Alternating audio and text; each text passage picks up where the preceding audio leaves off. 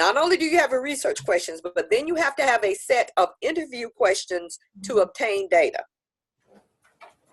Does that make sense? Yes. Did I lose you? No. You got it? Yes. All right, we'll keep it moving. We heard some no's. Huh? Oh, some people still don't understand? Oh, could you repeat that, ma'am? I'm sorry. Okay, let me see. All right, let me give you an example. All right. Let me pull a dissertation. Hold just one second. Like you have to have someone to collect your data. So I like was you watching you go there physical. I won't even. All right, this is what I have in my hand is a dissertation from one of my students who is graduating this time, okay? And so his research questions, his first research question, hold on, he had 3 research questions.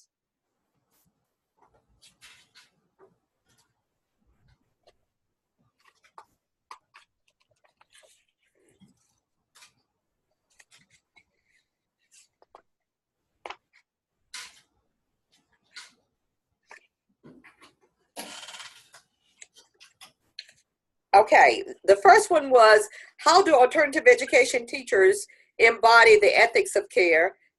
Second one was, what are the perceptual evidences of care? Third one, how do caring relationships influence student motivation?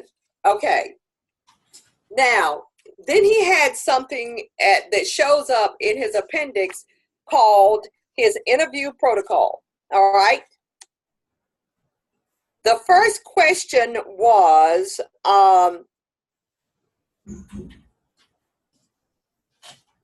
did the alternative school help you, and he was interviewing students, become the person you desire to become academically and behaviorally?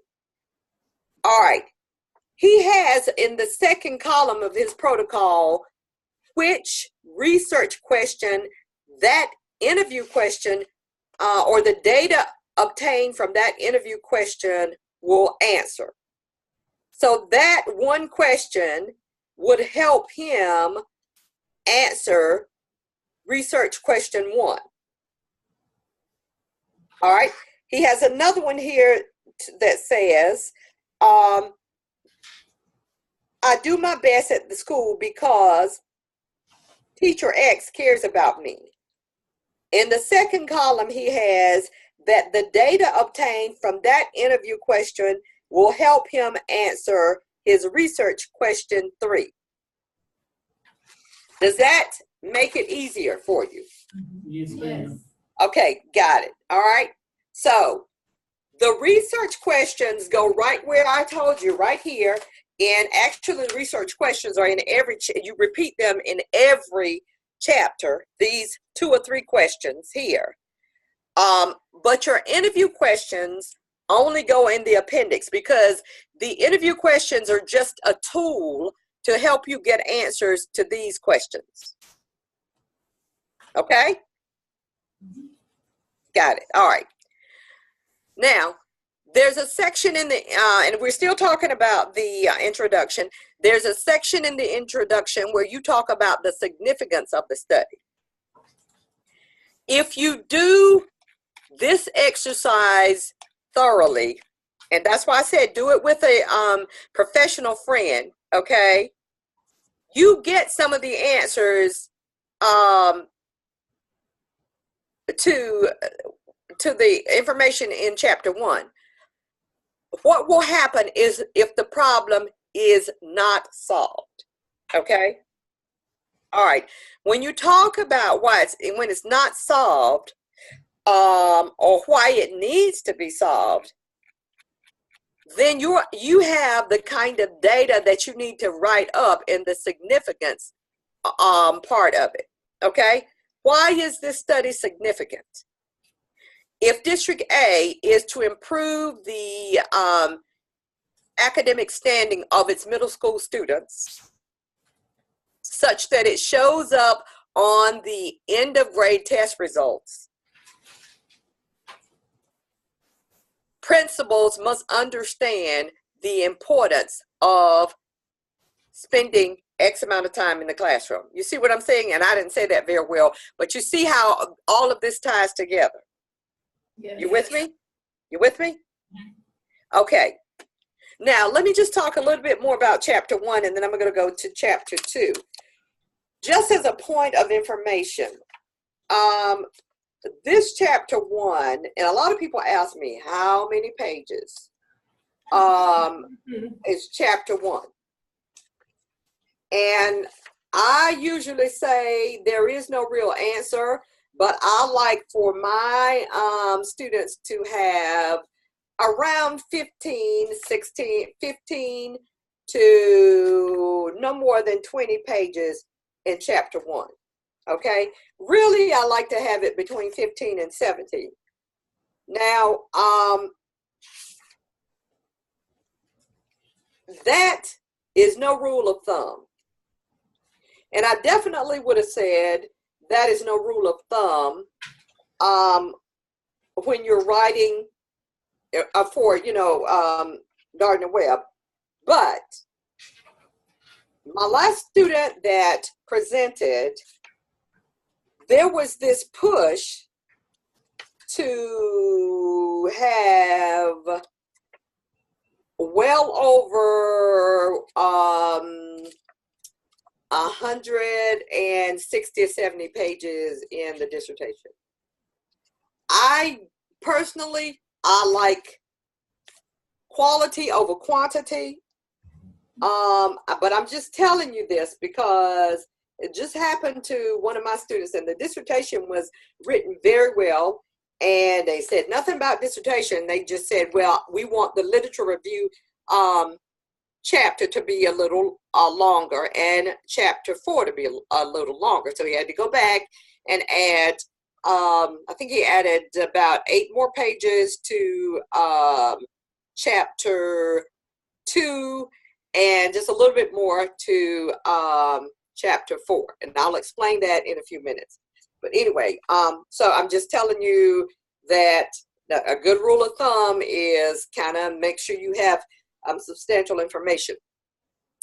Also, in chapter 1, you have your theoretical concept or conceptual framework. Okay?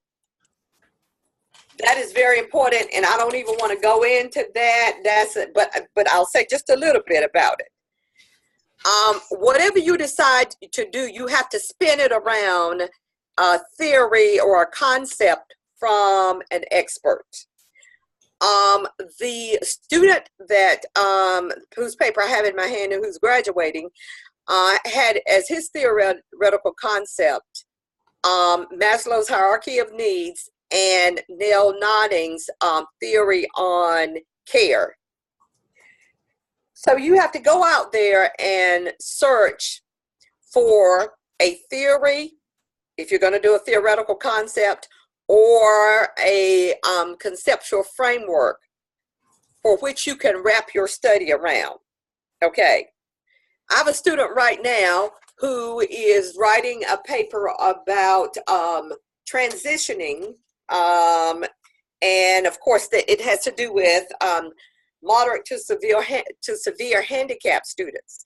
And her conceptual framework is IDEA 2004, specifically the part that deals with transitioning programs. A framework can be any major framework or belief or concept that has been tested by an expert in the field, like a Marzano or a Darling, what's that lady's, that's her first name, I can't think. Yes, yes. For example, I have a student who's doing differentiated instruction, and she's using the work of Darling Hammonds as her conceptual framework. any educational theory, if you're going to do a theoretical concept, it works if it fits into what you're trying to do.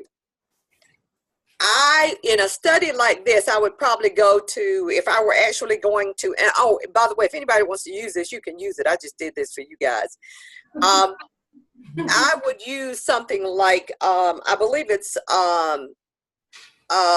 Marzano has 17 rows of good principles or something like that. That's a theoretical concept. What great principles do differently. Okay. The Todd Whitaker that deals with curriculum and instruction.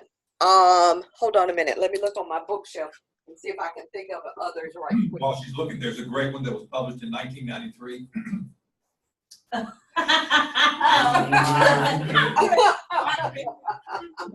Will they accept it in 2018 if we use No, it? 93 is all. Right. I should have brought mine. Mine actually turned out to be 120 pages. But back then, it really is, she's quite correct. It's over 100. I mean, the body of it should not be over 80 or so. And then all that other stuff that really you put together. Anything with Michael Fullen does a lot on leadership. There's a I just lost it. That's all right. I mean, there's so Draco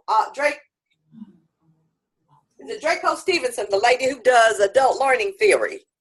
Any of that, So I'm just giving you an ideas of what needs to be in. Okay, you with me? Yes. Yes. All right, let's move to chapter 2. A word of caution that I give you in chapter 2.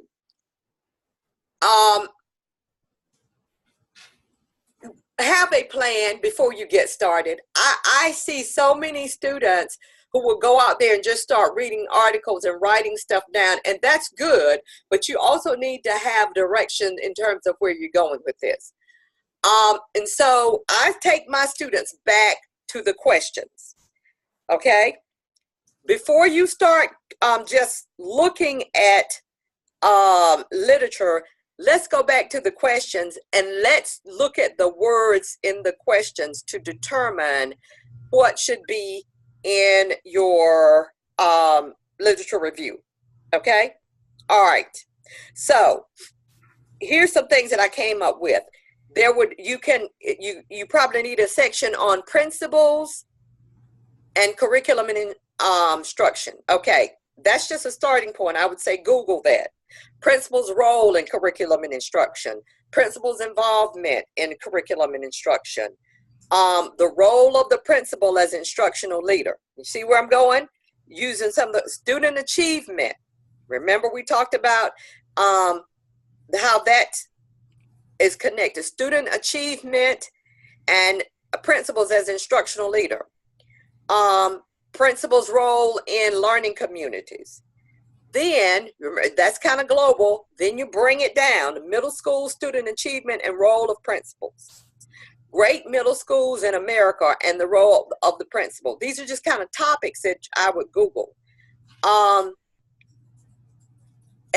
whatever topics you use, you need to kind of put them in an outline so that it flows, because you want to flow from one topic to another, okay? So that you just transition from one topic to another. For example, let's just say you follow this. You might come down here and say, according to Gibson, principals play a major role in facilitating learning communities. That is especially true in middle schools. A study showed that the student achievement in a middle school in Wyoming improved because the Then you're going to quote, then you're going to summarize the study. You see what I'm saying? It needs to kind of flow. At the last thing you do is a synthesis of the literature. In other words, you take all of the pages that you have come up with and you get to the end and say, we already know, according to Marzano, that principals should spend 60 to 70% of their day in classrooms. I'm just, now don't quote me on this because I don't know if Marzana said that or not. I'm just talking, okay? But we already know that in great schools, for example, let me just pull one out of the air. East Middle School in Cumberland County, student achievement improved because the student was dedicated to spending so many hours per day in the classroom. All right, but you want to end like this. We know A, B, C, but what we don't know is D. What we don't know is, going back to the questions, how connected the middle school principals are in District K to curriculum and instruction. Therefore, this study is timely and appropriate. You see what I did? Okay? I tied it all together and I set you up with that last little bit for what you're getting ready to do in your research. So again, use your questions as a guide. Use the words in your questions as a guide. And of course, you can think about your problem statement too as a guide for the topics that you will cover in your literature review. Now, here's another trick that I teach my students. Go ahead and decide on the topics that you're going to cover. Now, sometimes this will change over time because you may find another topic that you want to include. Decide on the topics that you want to cover and decide, all right, if you've got to have 30 pages, and I hate to do this, but this gets you there. If you've got 6 topics, 1, 2, 3, 4, 5, 6 topics that you want to cover, get 5 pages per topic. That doesn't that make that a little more manageable? Yes. All right, so you can say, I want at least 5 pages on what the research says about principles and curriculum, okay? Dr. Gibson, can I add something too? Yes. In our first session, we had the lady from the Garner Webb Library come in and show how to narrow down topics and do research. So they've already had a part of it. I think we yeah. So we have had that, and so they are well aware. Great. And she is very good. Now, I don't know if it's just for professors, but I think for everybody. If there's a topic I want to research, you can go online, of course, and order them. And then sometimes if I can't find it, I'll call them and I'll say, look, I need 2 articles on XYZ. Can you find them? And they'll send them to you. Now, they do that for me, and it may be because I'm an instructor, but they do. All right, so let's go to chapter 3 because I only have an hour, and my hour is almost gone. Yes, she tried to me over the hour, so we got to.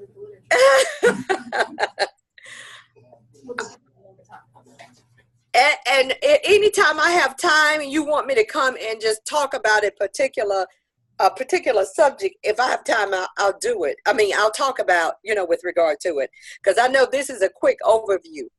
Chapter 3, please write it like a recipe, okay? That's a key word, write it like a recipe.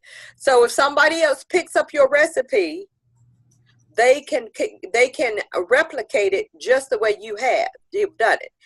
If you give somebody a recipe and you forgot to tell them to put in the eggs, then it's going to flop. So don't think some things will be repetitive, and it's okay. Okay? How you going to do it? It's all right to tell them that it's going to be qualitative again or quantitative. You need to also mingle in research. Why did you choose qualitative? Okay, you've got to read some and see what Creswell and some of the experts say about why qualitative is the best fit for what you're trying to do. When are you going to do it? A lot of times you can't answer when right then, but where, okay? It's going to be I'm going to interview the candidates in the conference room at the district office in District K. Now, people don't think through these things, and your chair will send it back because I don't know where you're going to do this with. Who? Okay. A lot of people forget to say, who are you going to interview? All right. You're going to interview 5 principals. Okay. Why did you choose the number 5? Just because it sounds good? You have to have a rationale. It might be, I chose the 5 principals who have the highest performance in the district, or who have the lowest performance in the district. Or I chose 2 with the highest or 3 with the lowest. You just have to have a rationale for who you chose, why you chose, okay? You have to include a sample procedure. A lot of people forget this. Is it a convenient sample? It's just convenient for me to use these students because I already have their data. Was it a criterion sample? Are you using criterion sampling? In other words, it had to be a black male, had to be between the ages of 15 and 21, had to have been incarcerated. Okay, you've got criteria that they must have in order to be part of it. So in your textbook, it's a simple Google or look at the text, sampling procedures. What are you using? All right. How, when, where, who, any information. How are you going to analyze the data? Okay. All right. If you are quantitative with the N, all right, are you going to run a t-test? Are you going to do descriptive analysis? Determine what you're going to do with the data and why. If it's qualitative with the L, okay, what procedures are you going to use? You're going to read through the data. You're going to try to identify themes.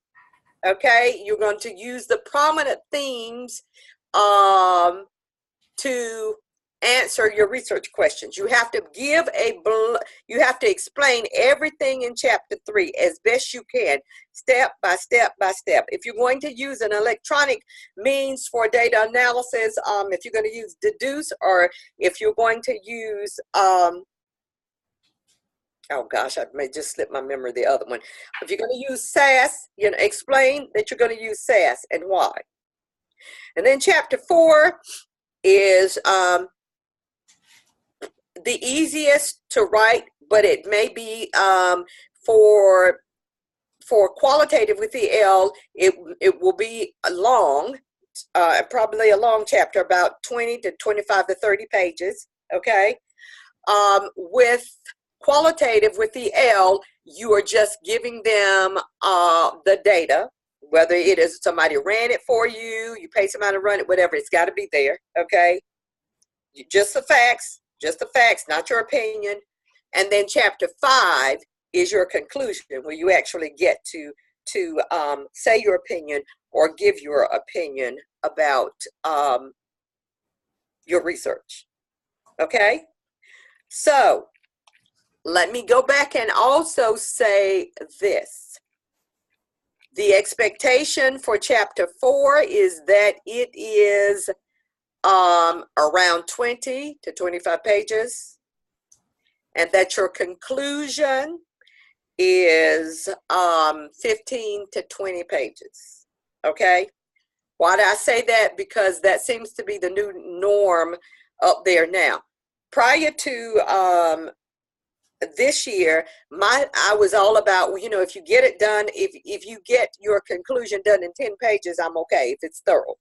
But now they want a little more in there. The results, with quantitative with the N, the results are what they are. I mean, if it's only 10 pages worth, it's 10 pages worth. But it needs to be thorough with all the tables and what have you. All right, I've said a lot. I have 3 minutes. What questions do you have? Any advice on timelines or picking your chair or picking your team members that you want to give from your experience? I would say go ahead and pick your chair. and talk to your chair about what you're trying to do. The one thing I would say is read other dissertations, because, you know, this is pretty easy for me because I've read 100 dissertations, but you are learning to write a dissertation at the same time you're writing a dissertation, and that can be very complex. So you want a chair that is going to be with you step by step by step. Now, my students probably say I don't pay much attention to them until they get to the through the first 3 chapters, and I do, but I make them get chapters 1. It takes them longer with 1, 2, and 3 because I want them to get 1, 2, and 3 right the first time. Because if you get 1, 2, and 3 right, chapters 4 and 5 are going to be a piece of cake for you. So the ones that get my undivided attention are those students who have gone through 1, 2, and 3, got it right, okay, and we're looking toward graduation. Take your time. This is not a quick report. When you get to the hardest chapter, is going to be, and I don't want to say hardest. A lot of people find chapter 1 a little more complicated because of all the pieces that's there, but I think this kind of helps you get through chapter 1. Read other dissertations as you go along. In other words, before you start writing your problem statement, get somebody's dissertation and read their problem statement. So you read 1 or 2 problem statements so you can get your mindset on what it should sound like.